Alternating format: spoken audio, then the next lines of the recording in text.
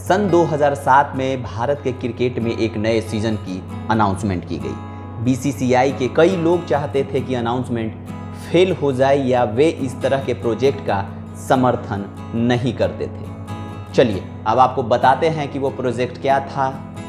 ललित मोदी ने क्रिकेट में एक नई लीग यानी आईपीएल को शुरू कर नई क्रांति ला दी। 2008 में आईपीएल का पहला सीजन शुरू हुआ। नमस्कार, मैं मनीष। आज बात करेंगे ललित मोदी की, लेकिन उससे पहले अगर आप हमारे चैनल पर पहली बार आए हैं तो उसे सब्सक्राइब कर लें ताकि ऐसी और खबरें आप तक आसानी से पहुंच सके। चलिए अब हम ललित मोदी के बारे में आपको विस्तृत रूप से बताते हैं। दिल्ली में रहने वाले अरबपति कृष्ण कुमार मोदी के घर 29 नवंबर 1963 को एक बेटे का जन्म हुआ था जिसका नाम ललित मोदी रखा गया।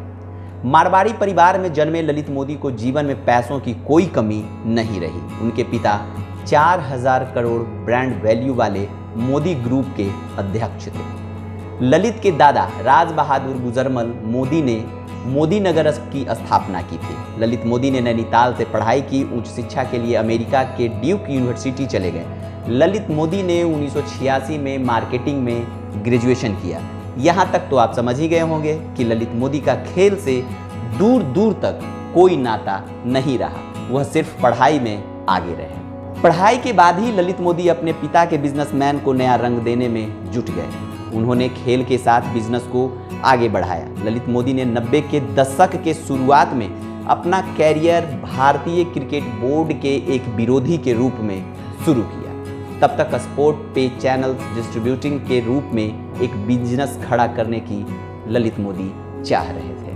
तब वह यह जानते थे कि लाइव स्पोर्ट उन कुछ चीज़ों में से एक है जिसके लिए भारतीय टेलीविज़न उपभोक्ता भुगतान करेंगे, मगर उन्हें इस बात का भी जल्दी ही ज्ञान हो गया कि सिस्टम को हराने के लिए उससे लड़ना नहीं बल्कि उसमें अंदर जाना पड़ेगा। हालांकि 2005 तक इसकी जद्दोजहद में वो जुटे रहे, लेकिन जब वह बीसीसीआई के सबसे युवा उपाध्यक्ष बने तो सब कुछ बदल गया था।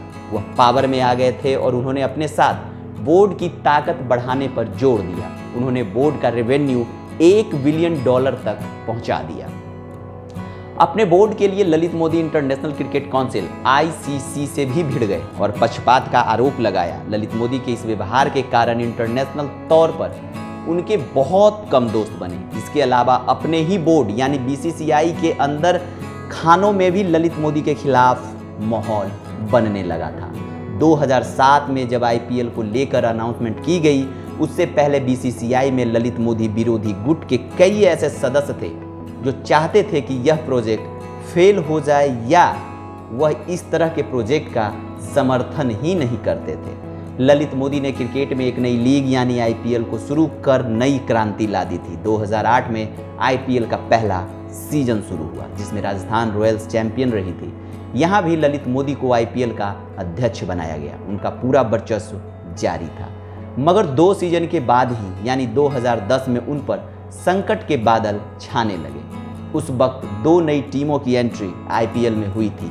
कोच्चि और पुणे की टीम को आईपीएल में लाया गया। इसमें कोच्चि की टीम जिस तरह से खरीदी गई और टेंडर में गड़बड़ियां पाई गई उसको लेकर काफ़ी विवाद हुआ था। आईपीएल 2010 के बाद ललित मोदी पर उनके पद का फायदा उठाने, ऑक्शन में गड़बड़ी, आईपीएल से जुड़े टेंडर में गड़बड़ियों के आरोप लगे थे। बीसीसीआई ने अंदरूनी जांच के बाद ललित मोदी को बोर्ड से सस्पेंड कर दिया था।